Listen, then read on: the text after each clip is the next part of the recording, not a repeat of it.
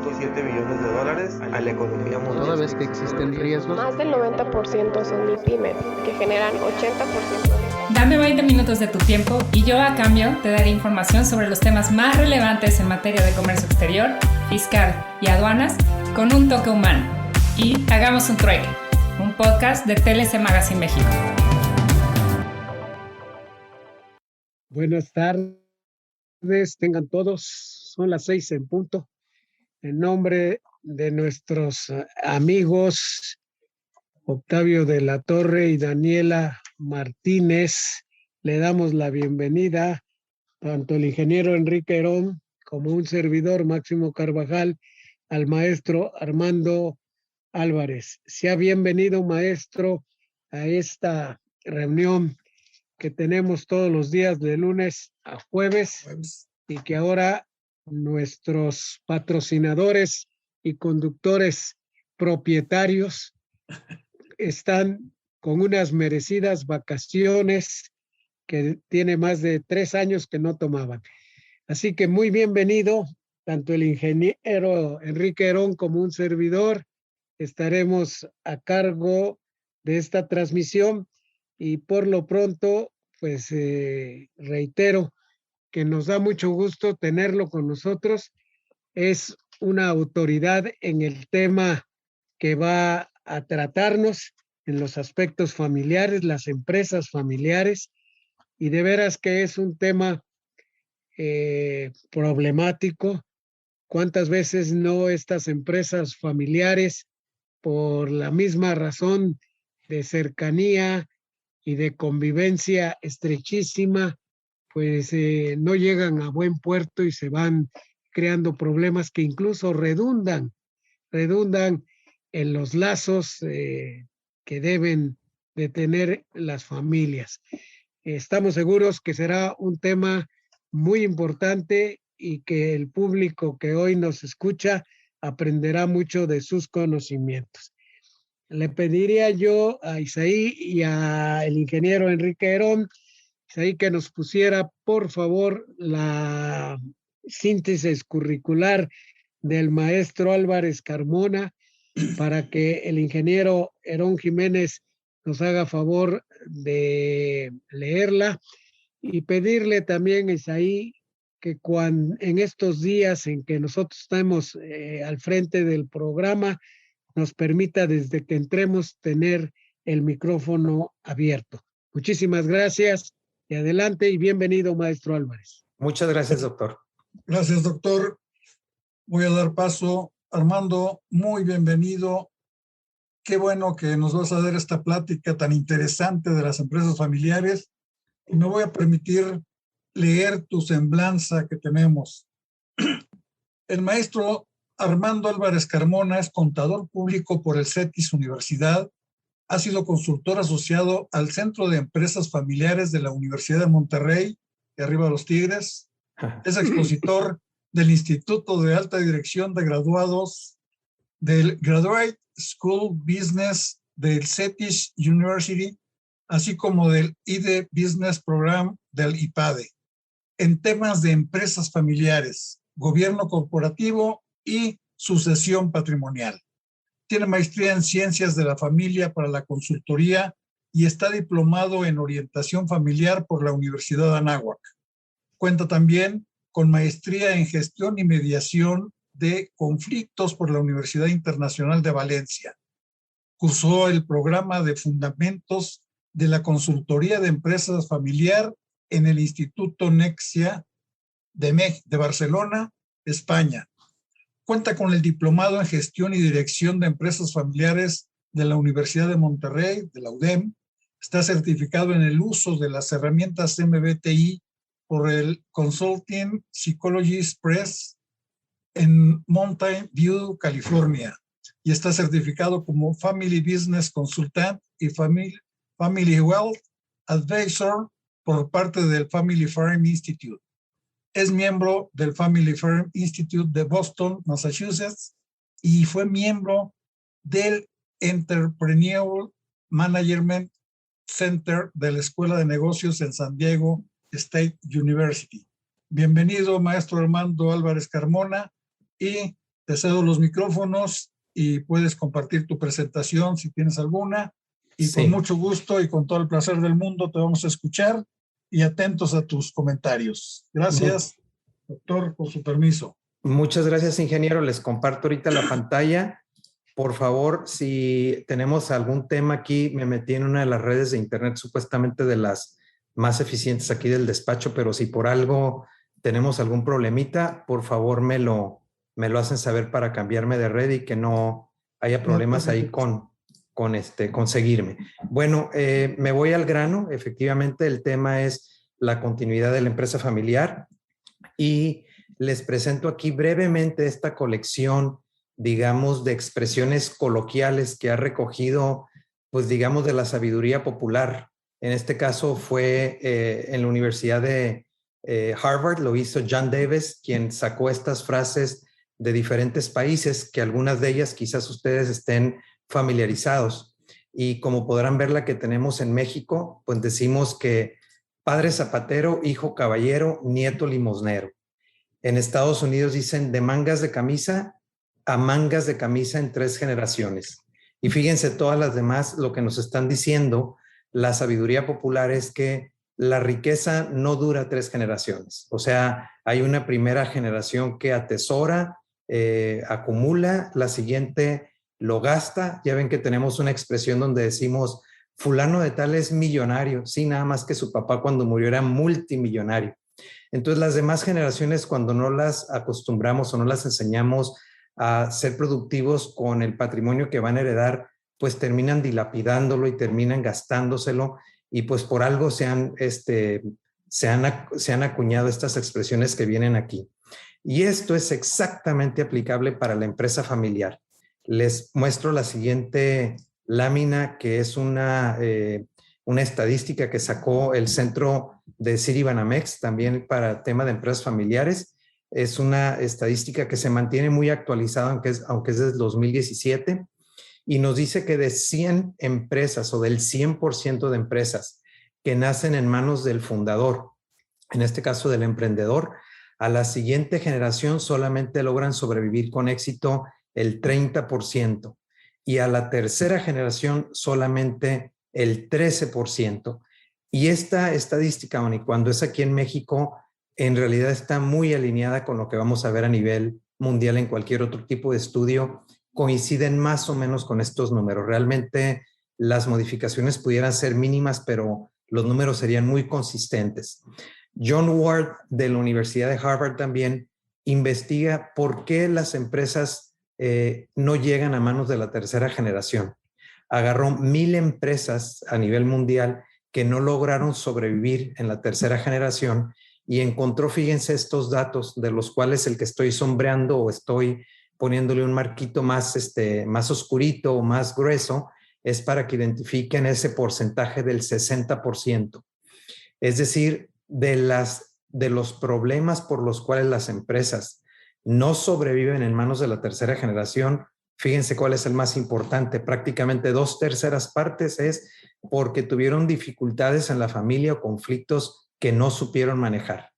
Ese es digamos, lo que más pesa en el por qué las empresas no llegan a la tercera generación. Y desde que nos venimos dedicando a este servicio de asesorar a las empresas en la continuidad de sus negocios, pues hemos aprendido todas estas historias, digamos, de terror de otras familias que se agarraron del chongo y terminaron tronando la empresa y terminaron destruyendo la relación familiar. Y realmente todo es por un tema justamente de conflictos mal manejados. Pero ¿qué es el conflicto? Fíjense, muchos pensamos que conflicto es que yo me esté peleando constantemente con alguien, que yo esté guerreando contra él, que le esté haciendo la vida cansada.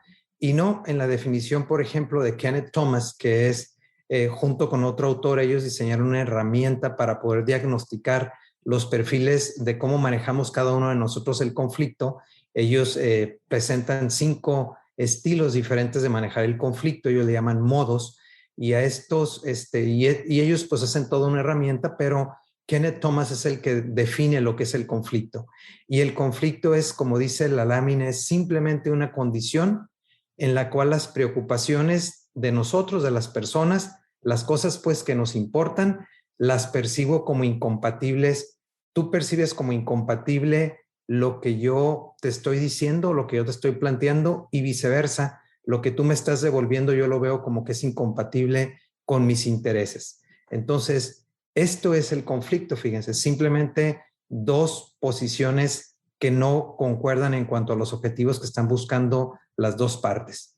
Y pongo este ejemplito que la verdad está muy sencillito, donde en realidad depende de qué está viendo cada uno, de qué datos está recibiendo y de qué tipo de forma interior mentalmente yo voy a usar para poder discernir la información que se me presente, y eso puede hacer que yo llegue a una percepción diferente de la que tiene la persona que está enfrente de mí. En esta imagen, pues uno, de acuerdo a cómo le presentan la información, dice yo veo un 6, y al otro, como se la presentan, dice yo estoy viendo un 9. Y yo preguntaría, ¿quién tiene la razón? La verdad es que con el cristal que cada uno está viendo las cosas, los dos tienen la razón. Y así es en la mayoría de los casos con las familias. Las familias tienen primero el desconocimiento de que las personas percibimos diferente. Todos piensan que vamos a percibir igualito que los demás. O sea, no se ponen a pensar que el otro puede percibir las cosas, la misma información que le fue presentada a mi hermano, él la percibió como riesgosa, mientras que yo, de acuerdo al análisis que yo hice, yo no estoy viendo esa transacción o esa operación como riesgosa. Son temas de percepción. Y luego agreguémosle eso, que la familia tiene un mal sistema de comunicación. No se comunica de malos modos o simplemente se comunica mal. Entonces, si tienes percepciones diferentes y tienes una manera incorrecta de cómo comunicar, de cómo poder ser, digamos, más asertivo con el que tienes enfrente de ti, vamos a tener una situación de conflicto que va a sacar en la estadística de ese 60%. Aquí les presento rápidamente, de conformidad con la herramienta que se llama Myers-Briggs Type Indicator, que es, lo escucharon en el currículum, es una de las herramientas para las que estoy certificado. Esta herramienta nos va a arrojar como resultado algún perfil de los 16 que son los que da como resultado. Y este perfil que cada quien vamos a tener, además tiene unas tonalidades. No quiere decir que si mi perfil es el ESTJ, yo voy a ser igualito que otro que tiene un perfil ESTJ. Vamos a tener el perfil, digamos, igual, pero con diferente nivel de intensidad cada uno. Entonces, dentro del mismo perfil, resulta que ya tenemos diferencias. Pues imagínense si yo soy ESTJ y alguno de los que me escucha tiene un perfil INFP, por ejemplo, que es todo lo contrario al ESTJ. Significa entonces que esa persona va a usar un proceso mental para discernir la información que le presentan diferente al proceso que yo voy a utilizar. Por ejemplo, una persona, y no me quiero detener mucho en esto, quizás puede ser una plática que demos más adelante, una persona que tiene en su perfil la letra N, quiere decir que es una persona que está acostumbrada a ver la película grande, la gran foto, que parte de lo general para llegar a lo particular. Una persona como un servidor que tenemos en nuestro perfil la letra S, significa que nos vamos a ir primero mucho al detalle y nos vamos a fijar mucho en el detalle, y del detalle vamos a tratar de elaborar para tratar de entender la película grande. Entonces quiere decir que los dos la misma información nos las van a presentar a los dos, y los dos la vamos a ver y la vamos a analizar de manera diferente. Lo que puede hacer entonces que en la familia un miembro de la familia llegue a una conclusión y otro miembro de la familia llegue a una conclusión diferente. Entonces, tenemos que percibimos de forma diferente. La razón por la cual las empresas familiares no duran justamente es por conflictos familiares. Y la manera de poder evitar o de poder blindar a una familia empresaria a que tenga este tipo de problemas es por adelantado platicar de los problemas que se pueden presentar. Entonces, hacer un menú de temas e irlos abordando uno por uno e ir acordando reglas por adelantado. Y vean lo que dice esta estadística que es del ITAM, que tiene que ver con un plan de sucesión, que el plan de sucesión no nada más es hacer un testamento o hacer un fideicomiso sucesorio, implica hacer reglas también de convivencia en la familia, de la convivencia de la familia en el negocio, lo que le llamamos un protocolo familiar, y otra serie de documentos más también de tipo legal.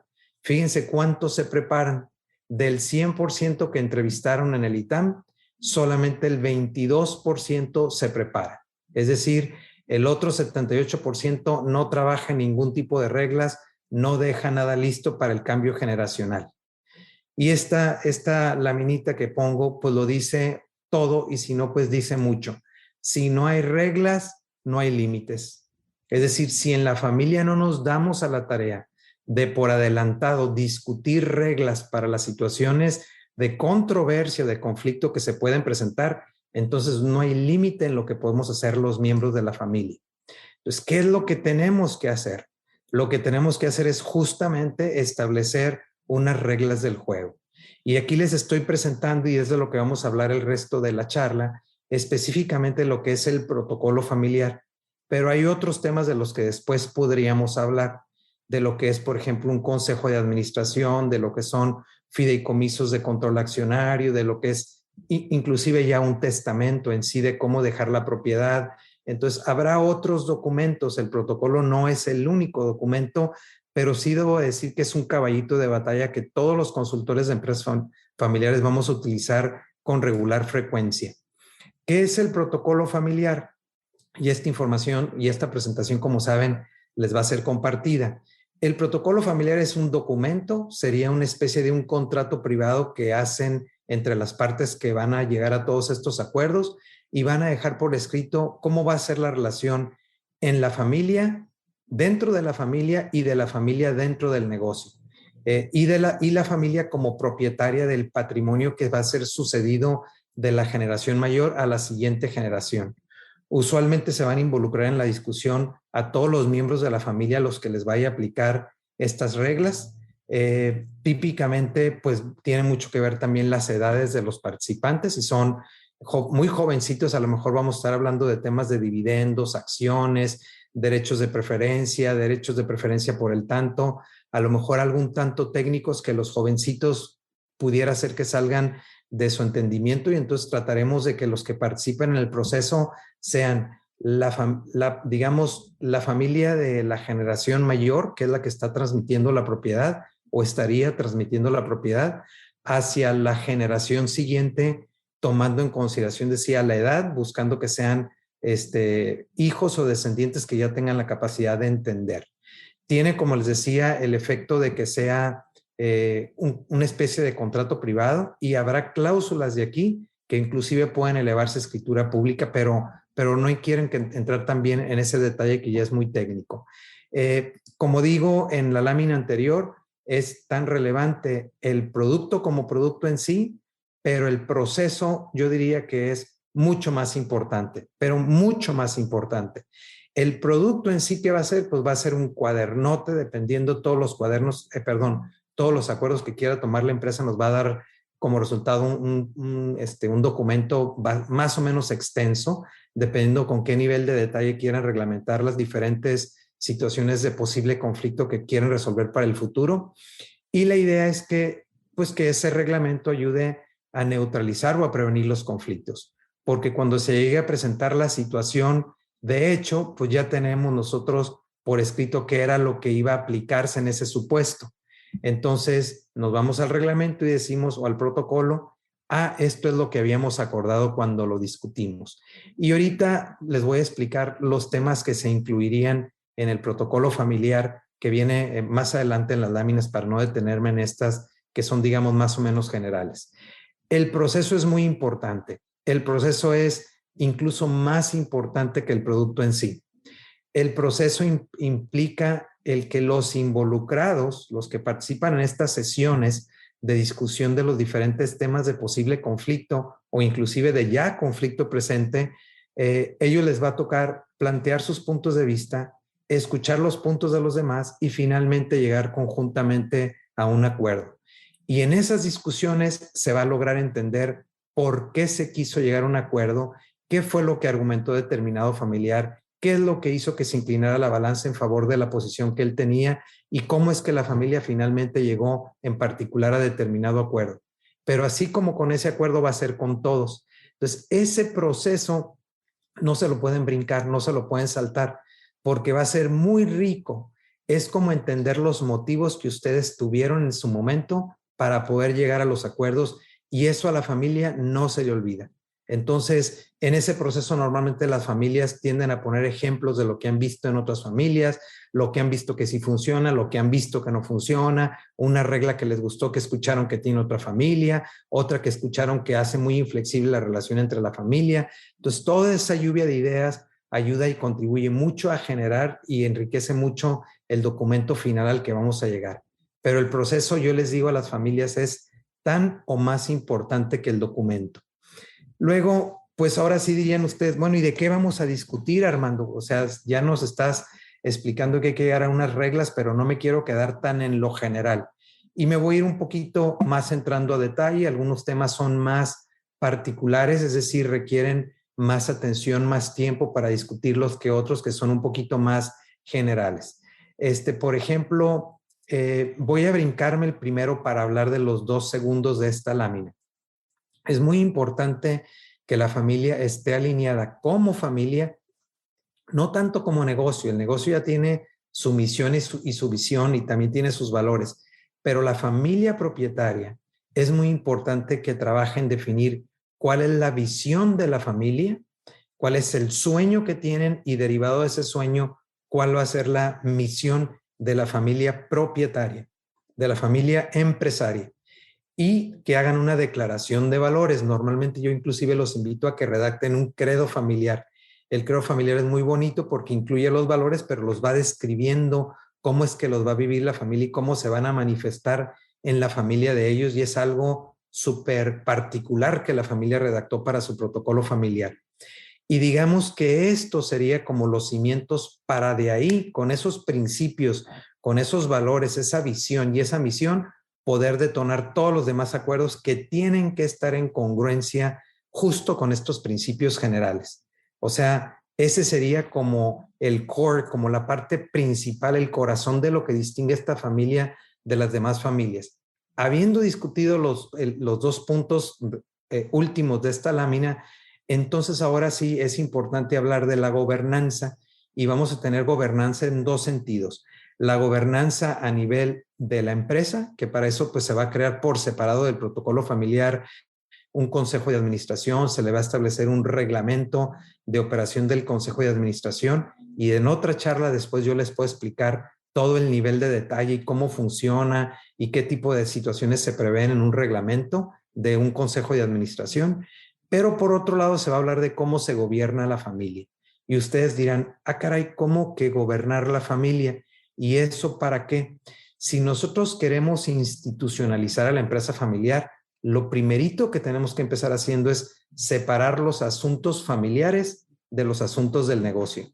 Y para separar los asuntos familiares de los asuntos del negocio, tenemos que entender que la familia tiene unas preocupaciones que no nada más todas las preocupaciones son del negocio, también tiene algunas mortificaciones y preocupaciones familiares. Y entonces necesita un foro, un espacio donde discutir temas familiares. Si no le creamos ese espacio, en cualquier junta de negocios van a empezar a hablar de la familia. O inclusive en una reunión familiar que se suponía que era de convivencia, de fiesta, van a empezar a tratar sobre un tema álgido que la familia tenía que haber abordado.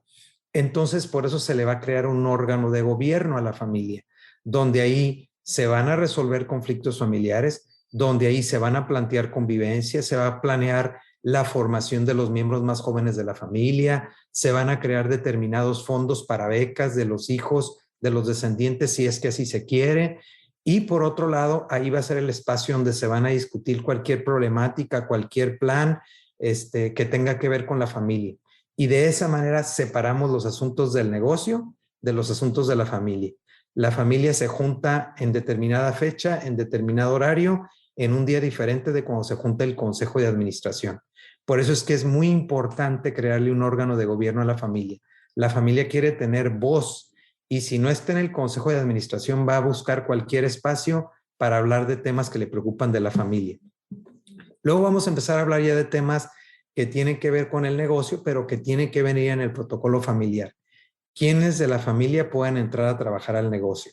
¿Queremos poner un límite por rama familiar o no queremos poner un límite. ¿Queremos poner un límite en total de familiares que entran a trabajar a la familia o queremos que nada más entren a determinadas posiciones, por ejemplo, que puedan aspirar a puestos de alta dirección, o bien queremos que entren en puestos inclusive muy básicos de entrenamiento que les sirva para ir creciendo y que posteriormente puedan venir a ocupar otras posiciones de otro nivel en la empresa? Queremos pedirles algunos requisitos de ingreso a la empresa, como por ejemplo que manejen ciertos idiomas, que hayan tenido una experiencia previa en una empresa familiar o en una empresa, perdón, fuera de la familia.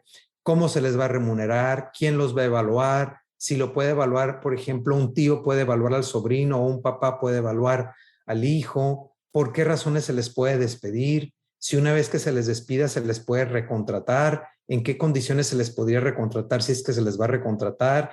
¿Qué pasa si puedo contratar familiares políticos? ¿Qué ocurre si ese familiar político es un excelente elemento, pero se divorcia de mi hija y, por ejemplo, se la está haciendo cansada para pagar la pensión alimenticia, pero es mi director general, pero es el ex esposo de mi hija que no le está dando la manutención para pagar para sostener a mis nietos? ¿Qué haríamos ahí? Bueno, todos estos temas los vamos a poner en la mesa y por adelantado vamos a tomar los acuerdos antes que se presenten estas situaciones, y todo esto va a quedar reglamentado. El tema de los dividendos. ¿Quién define los dividendos? ¿Es sano que haya dividendos? ¿Cuántos dividendos se deben de...? ¿Es el porcentaje que queremos que de la utilidad se distribuya o un rango? ¿O quién le sugiere a la asamblea que apruebe la distribución de dividendos? ¿O cuando no es prudente distribuir dividendos? Miren, el tema de los dividendos es algo de lo más informal que se maneja en las familias empresarias. Típicamente tienden a no distribuir dividendos, porque los que estamos operando la empresa tenemos sueldos a niveles de alta dirección y además tenemos bonos, y la empresa nos paga el carro, nos paga el celular, nos paga la computadora, y a veces entonces todas las utilidades las estamos reinvirtiendo, pero ¿qué pasa con mi hermano o mi hermana que no trabaja en la empresa, no recibe un sueldo, pero tampoco está recibiendo dividendos? No tendría un incentivo entonces para mantenerse como accionista en la empresa y entonces se convierte en lo que es un socio, pues que va a estar desesperado, va a estar preocupado y va a estar viendo el momento de quererle vender las acciones a un tercero, pues para hacer líquida la inversión. Al final del día no está ganando nada, nomás le dicen que la empresa vale más, pero él nunca lo ve en su bolsillo. Entonces, muy importante el tema de los dividendos. Otro tema es el de los beneficios familiares. Es muy común que las familias empresarias, ya sea con patrimonio que está a nombre de la familia o patrimonio que está a nombre de la empresa, lo utilice para beneficio personal los miembros de la familia. Y eso no está mal.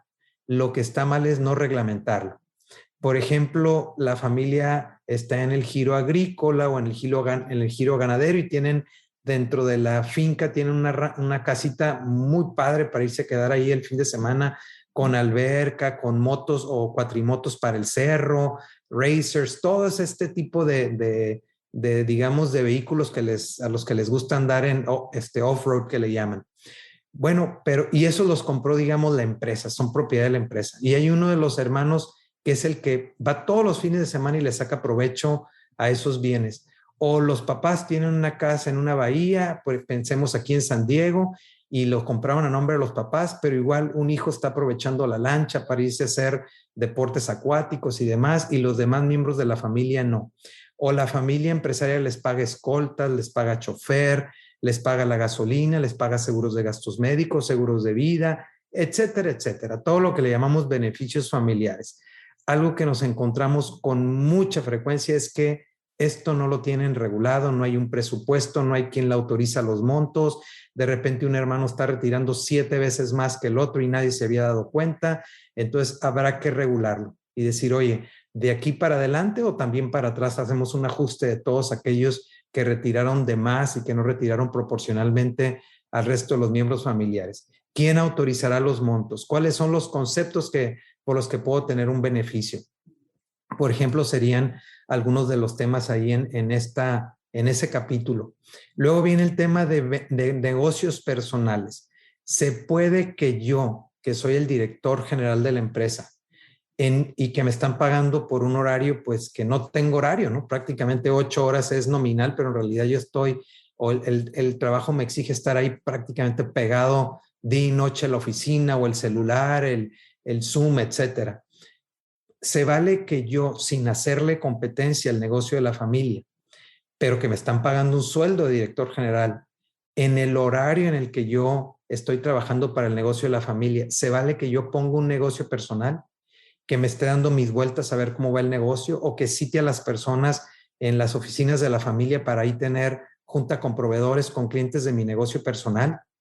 He visto cosas muy graves. No nada más eso que les dije. O sea, he visto que inclusive se traen la oficina de su negocio personal, la instalan dentro de la oficina de la familia, del negocio de la familia, ocupan cubículos, internet, luz, extensión telefónica, computadoras, y nunca le pidieron permiso a la familia que querían tomar esos espacios para un negocio personal. Ese es un conflicto de interés muy serio y es un abuso realmente de confianza.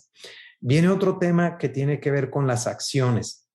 Y voy un poquito rápido porque les quiero soltar así como las ideas y dar el espacio de preguntas y respuestas, y ahí ya podemos entrar a particularidades que me ha tocado ver de todas estas muchas particularidades. Venta de acciones es cuáles acciones están, más bien, cuáles transacciones de transmisión de acciones están permitidas. ¿Una donación hacia mis hijos está permitida? ¿Un traspaso, un fideicomiso donde yo mismo soy el beneficiario o fideicomisario? ¿O mis hijos son los fideicomisarios? ¿O una transmisión a una sociedad que es una controladora que yo mismo soy el dueño de la holding o mis hijos son los dueños? ¿Esa la puedo hacer? ¿Le ocupo pedir permiso a alguien o debo de darle preferencia a alguno de mis hermanos? Normalmente ese tipo de transmisiones le vamos a llamar transmisiones permitidas y lo único que requieren es dar un aviso. Pero ¿qué tal si yo le quiero vender a un tercero? Y entonces ahí vienen todas las reglas de lo que se conoce como el derecho de preferencia por el tanto. ¿Con qué anticipación les tengo que avisar a mis hermanos? ¿Quiénes son los que tienen derecho primero? Si me tienen que comprar todas las acciones que quiero vender o me pueden comprar solo una parte y la otra parte veo cómo lo voy a hacer para venderla, cómo se llega al valor, con cuánto tiempo les tengo que decir con antelación que las quiero vender, cuáles van a ser las condiciones de pago, etcétera, etcétera. Entonces, todo lo que tiene que ver con venta de acciones lo vamos a discutir, vamos a acordar unas reglas generales en el protocolo familiar, pero va a implicar modificar los estatutos sociales de todas las sociedades para incorporar ya las reglas con un lenguaje jurídico muy específico en los estatutos sociales. Les pongo 3 casos que vamos a incluir también. Lo que se llama el derecho de arrastre, para cuando yo quiero, la mayoría queremos vender y la minoría no quiere, y el que quiere comprar el 100, entonces vamos a incluir un derecho de arrastre. Y vamos a incluir uno que se llama derecho de adhesión, por si la mayoría quiere vender y el que va a comprar está dispuesto con comprar la mayoría y convivir con una minoría de socios, pero ¿qué tal si la minoría sí quiere vender también? Y el que va a comprar nomás se conforma con comprarle a la mayoría y no le interesa comprarle a los accionistas minoritarios. Los minoritarios les podemos dar un derecho de que se adhieran en la venta. Esas serían como reglas que vamos a discutir ahí.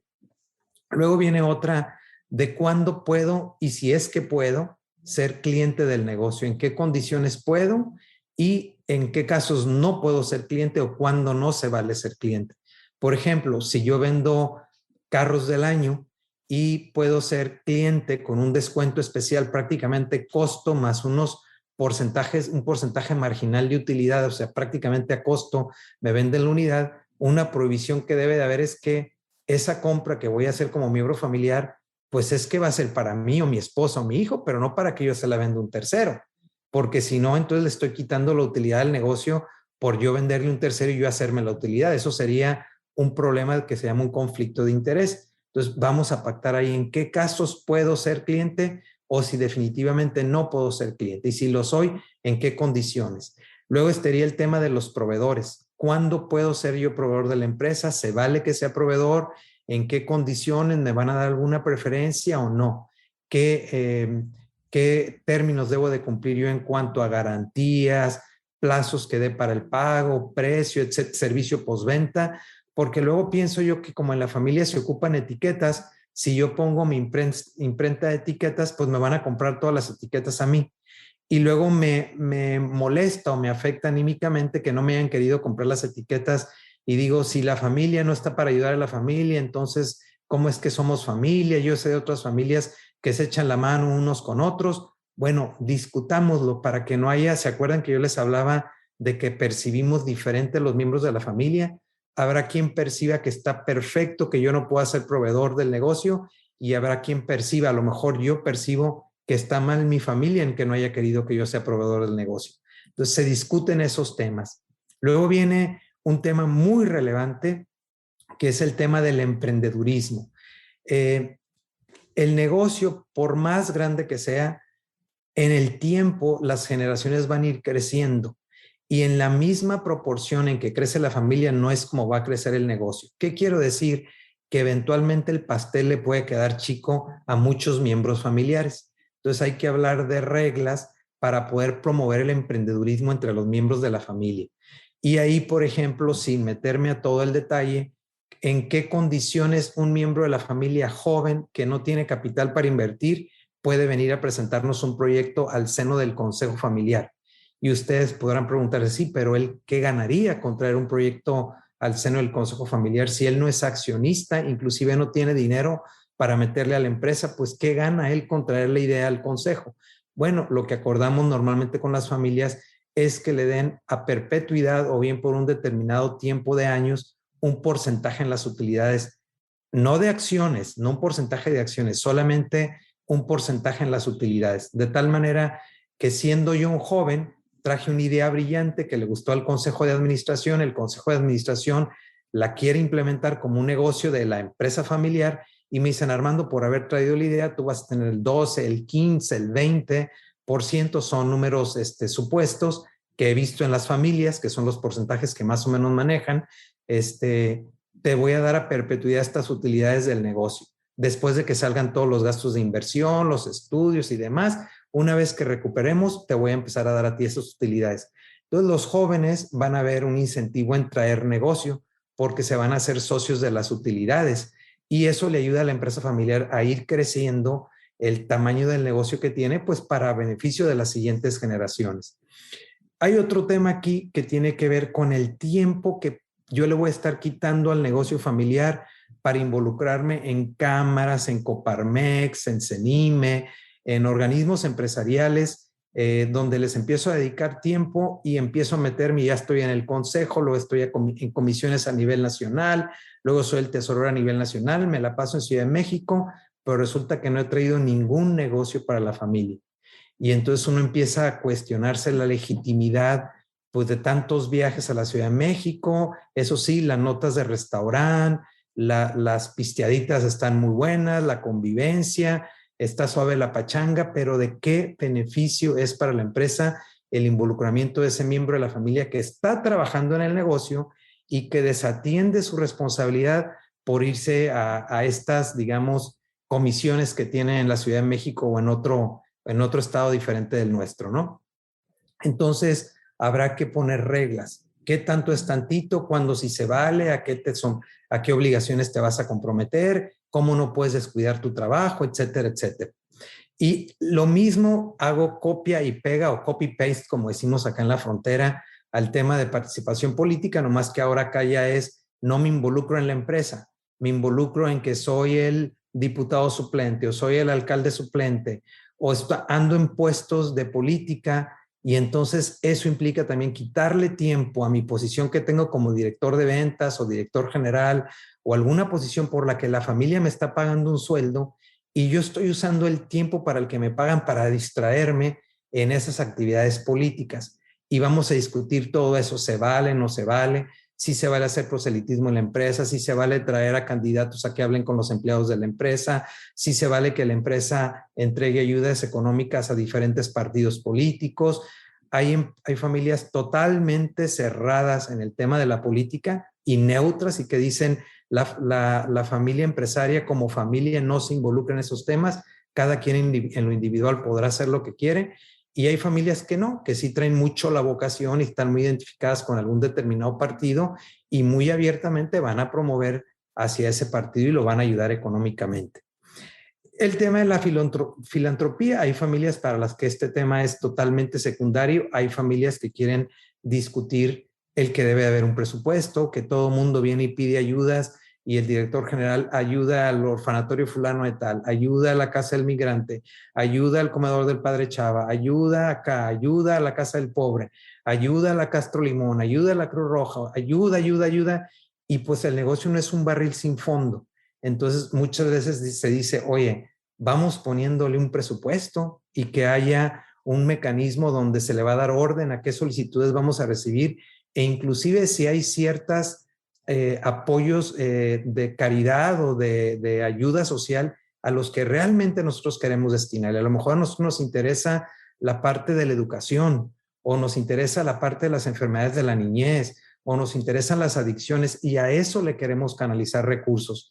Bueno, de haber discutido esto con familias, hay familias que han creado ya sus propias fundaciones y están haciendo unas ayudas económicas bien, bien interesantes. Luego viene el tema de la formación de la familia, qué tipo de formación, quién la paga cada uno de los papás de cada una de las ramas familiares, o lo paga la empresa familiar, en qué condiciones lo puede pagar la empresa familiar. Te puedo pagar que te vayas al MIT o que te vengas aquí al CETIS, pues no son las mismas colegiaturas, cuáles son los topes, cuáles son los requisitos, o simplemente no se pagan y que cada quien se rasque con sus uñas.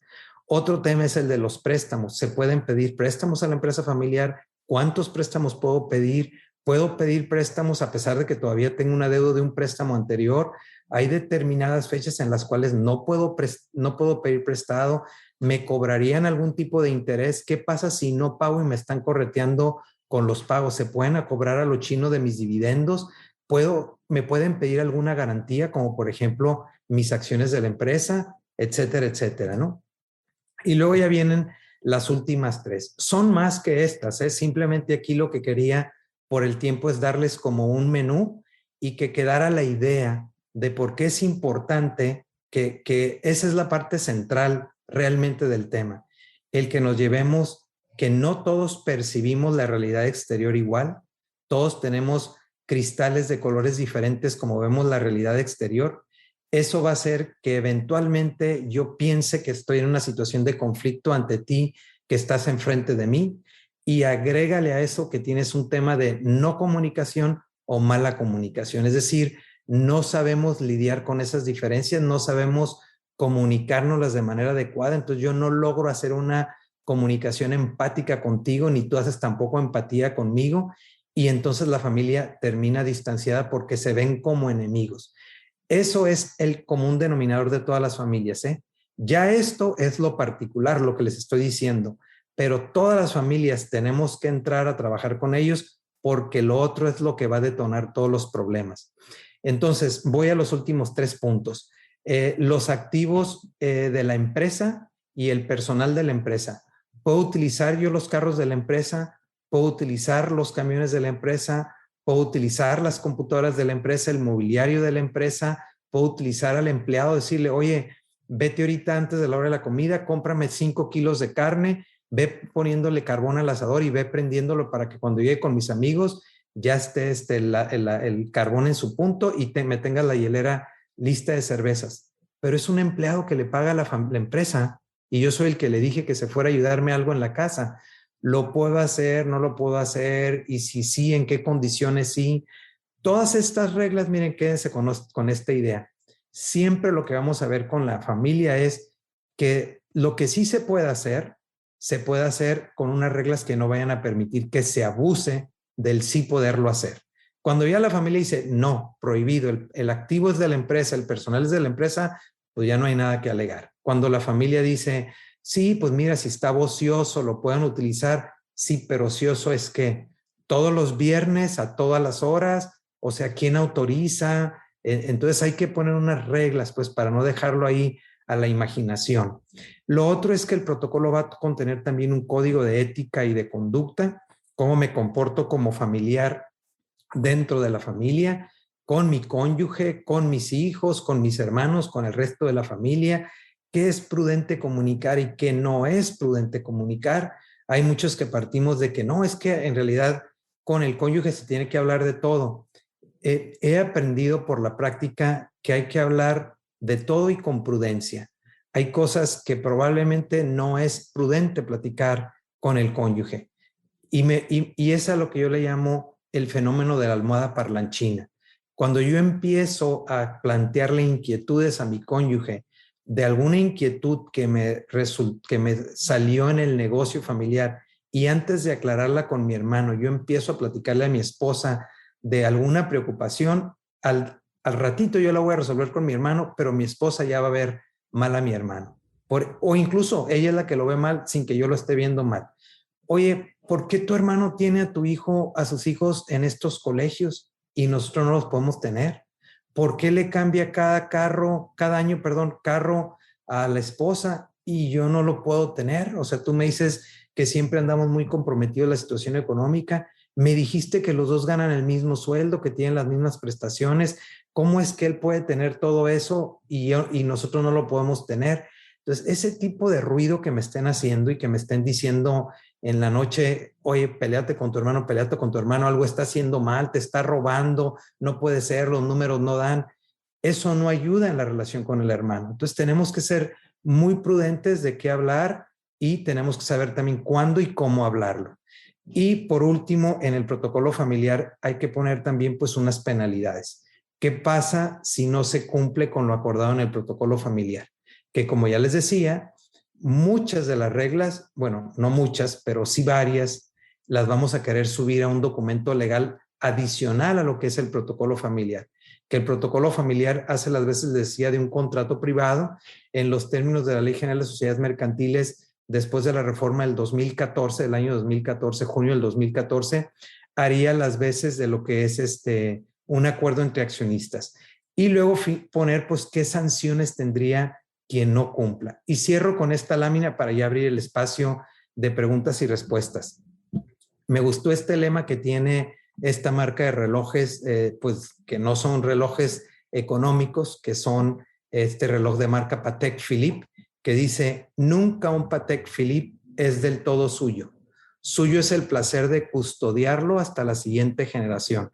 Eso mismo yo les digo a las empresas familiares, tomado de este otro autor que les pongo a la derecha, que es Raúl Serebrenic, que dice que la empresa familiar no es nuestra, la tenemos prestada para pasarla mejor y más robusta a las siguientes generaciones.